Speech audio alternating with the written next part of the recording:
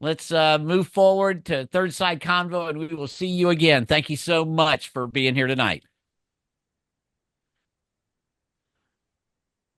Okay. It always go. Stay. Coming back from commercial. Hold on. We got to merge the Zoom people on. It always goes so dang fast. I'm thinking, how can we possibly do it? And then before I look up, I'm having to Okay. call the show. I've got to link the Zoom people in. Hold on. Because I think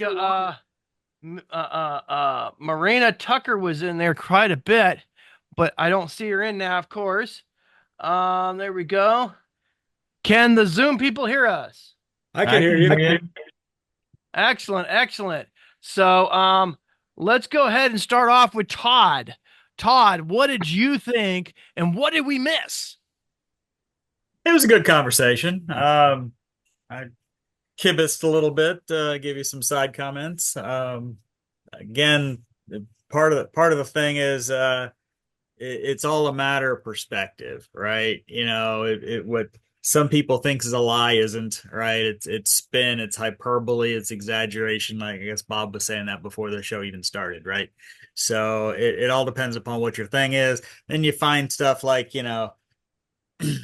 when some people, all the fact checking things they mentioned, it's like, that's almost useless because like they'll say, oh, this organization says this. Example, no politicians mentioned. The FBI is saying that crime is down. They come back a month later, say, oh, look, it wasn't, it was up, right? And then you've already fact checked somebody into something that wasn't true, right?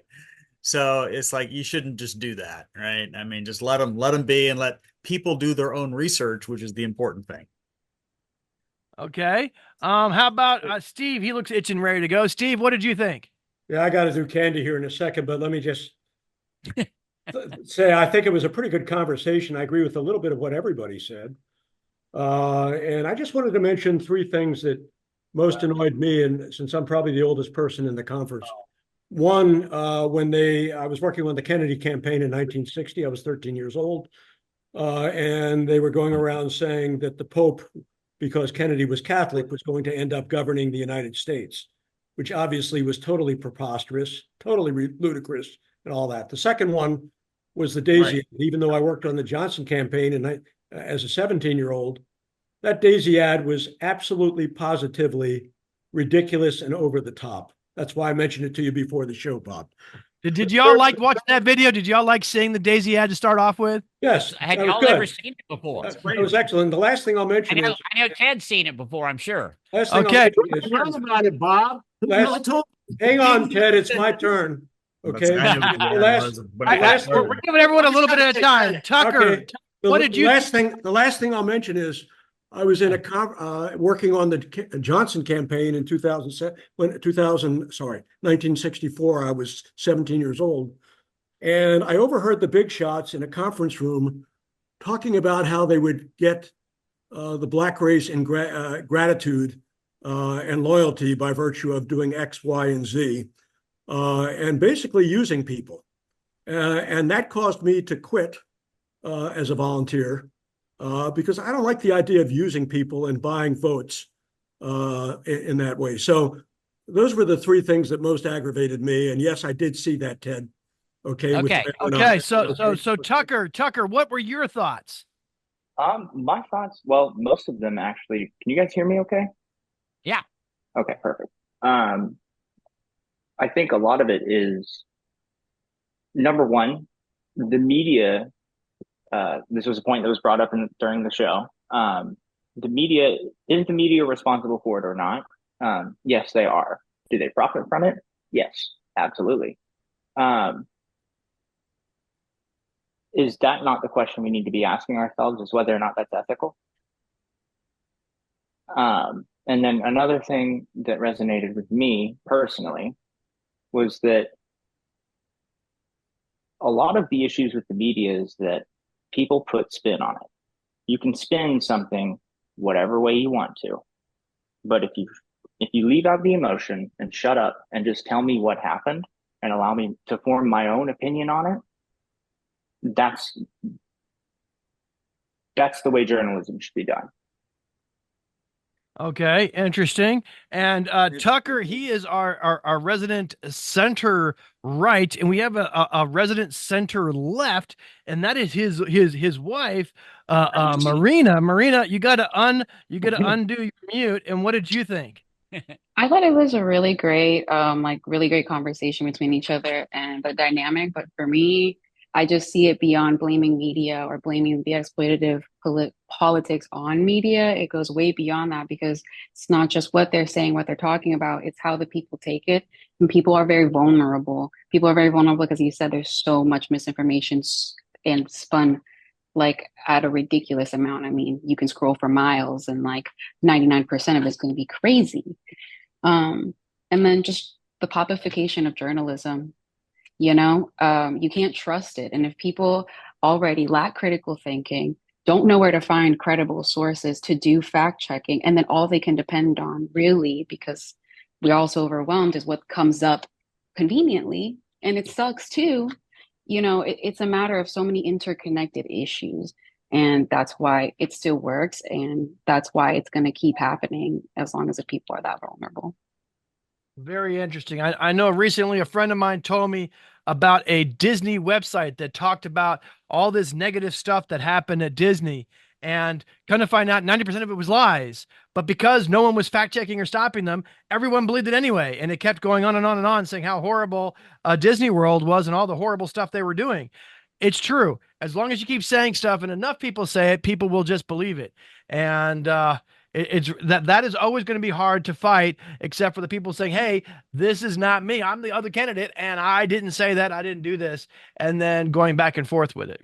But of course some people say they have 20,000 people in the audience and then 50 million. What's that, Ted? Is that why a certain candidate says the 2020 election is stolen? He keeps saying it, people will believe it. Done. Done. Done.